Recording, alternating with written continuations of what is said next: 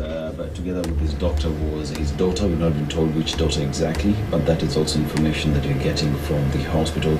But Raila Odinga, it will be remembered that in the 1980s to 1990s, several times for opposing the one-party rule that was under former President Daniel Moi, and ran for president first time in 1997, which he lost. But in 2002, he supported Mwai Kibaki under the Kibaki-Tosha declaration that saw the opposition clinch power at the time. Now, 2007, contested for president again, and with that, we saw the toughest time for the republic, which saw thousands die, many die, others injured. That is the 2007 post-election violence. In 2013, 2017, 2022, he ran again for office. It will be remembered that he's run for office for 5 record times, with the latest being in 2022. But we've seen him as well just come together with other leaders to help where necessary. So that would be through handshakes, and the latest one through the broad-based government. He also ran for the Africa Union Commission chairperson that he lost to the Djibouti leader, Mohammed, there. And we, of course, more details will emerge when we get now the official statements about what exactly happened. But in India, there are several newspapers and the news outlets that are reporting this. And the death, like I said, they're reporting details of what happened. He was under treatment for the last 5 days in this eye hospital and research center. And he had been there for the last 5 days. He was accompanied by his daughter and personal doctor, like you said. And the hospital are pointing out that his body will be embalmed and further steps will be taken as per the instructions from the Ministry of External Affairs and the Kenyan Embassy in New Delhi. Odinga had a close connection with that particular hospital, as his daughter, Rosemary Odinga, had underwent treatment there when she'd lost her sight in 2017 following optic nerve damage. So he had expressed gratitude to the physicians at the center for helping her regain vision after the treatment began in 2019, and therefore now his father, her father, now Raila Odinga, also went there to get a different treatment. And during his morning walk, that's when he had the cardiac arrest and he had to be rushed to hospital, where he was pronounced dead on arrival.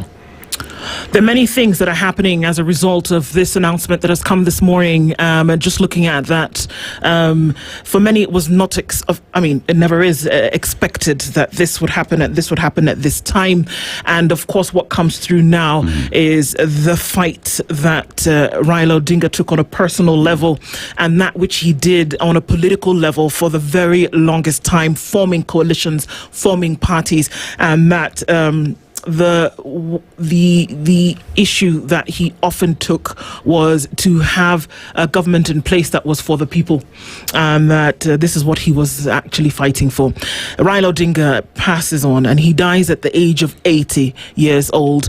And I guess for most of his adult life, working in the trenches when it came to what would be fought for real freedom and independence for the people of Kenya.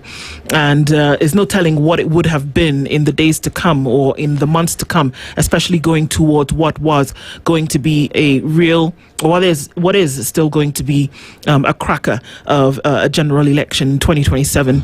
But what we focus on today is the fact that Raila Odinga has passed on. Again, just repeating that his brother, Senator Oburu Odinga, is going to be giving a presser this morning. Probably that's about to begin at this point.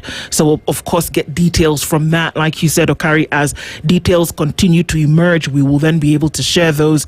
And also we will probably hear from State House in the course of the day, because we do know that with a broad-based government, a lot of relationships had been cemented, and a lot was being discussed in terms of what was going to happen with leadership moving forward, and he was an instrumental key in all of this.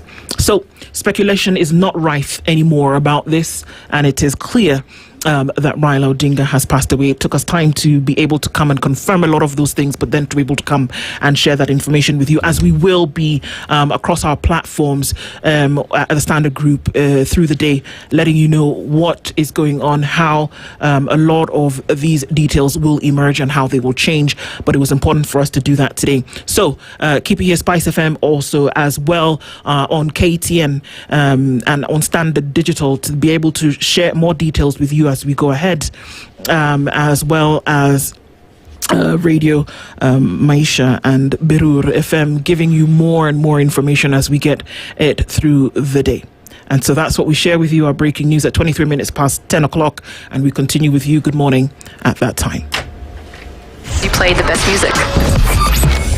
We are Spice FM.